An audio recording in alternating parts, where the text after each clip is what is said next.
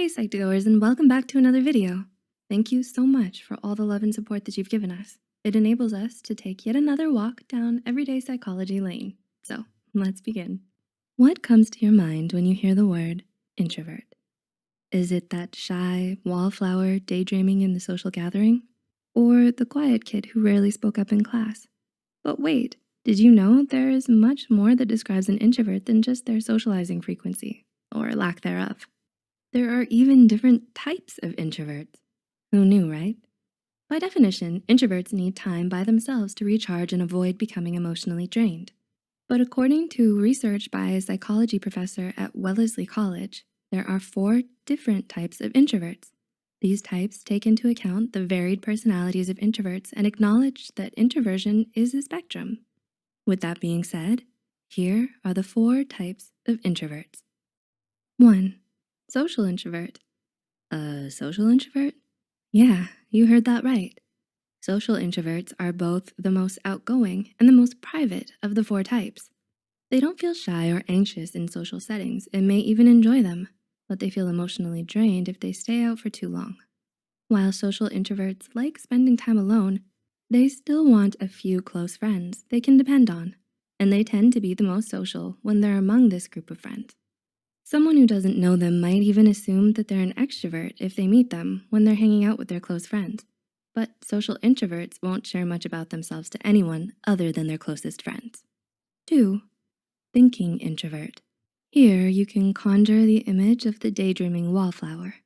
Thinking introverts also don't mind socializing, but they rarely do so because they're lost in their own little worlds.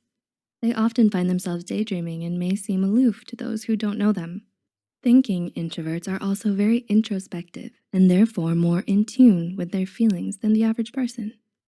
Other people may have a hard time connecting with thinking introverts because they have a unique thought process and prefer to experience their thoughts rather than taking the time and energy to explain them to others. 3. Anxious introvert. Do you know of someone who might replay social encounters in their head and think about what they said or did and what they could have done differently? Perhaps a better label for the anxious introvert is the shy introvert. To differentiate anxious introversion from anxiety disorders, anxious introverts crave solitude, even when they're with their close friends. They're extremely uncomfortable in new or large social situations and analyze or ruminate on their behavior whenever they're in public.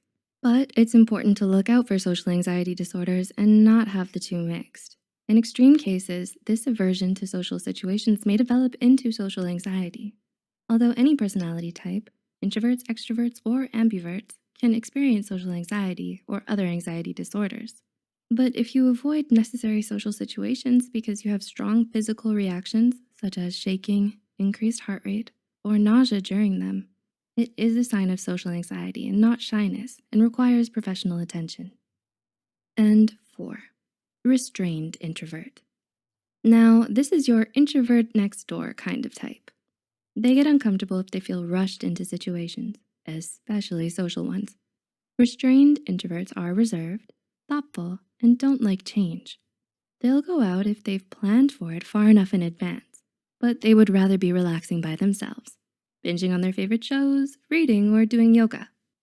Restrained introverts find comfort in their routine and may also find it difficult to get their mind and body moving right after they wake up. They thrive in their routine and appreciate ample forewarning. If you think you're an introvert but didn't relate to any of these 4 types, you may be an ambivert or closer to the extrovert side of the personality spectrum. Learning more about your personality type helps you communicate your needs to people with different personality types and strengthens interpersonal relationships. Did you find this insightful? Will you now be able to tell the different types apart? Can you think of any other types? If you're an introvert, which of these 4 types did you relate to? Share this with an introvert you know to find out what type they are. If you enjoyed this video, be sure to hit like and subscribe to Psych2Go for more content. Thanks for watching, and we'll see you in the next video.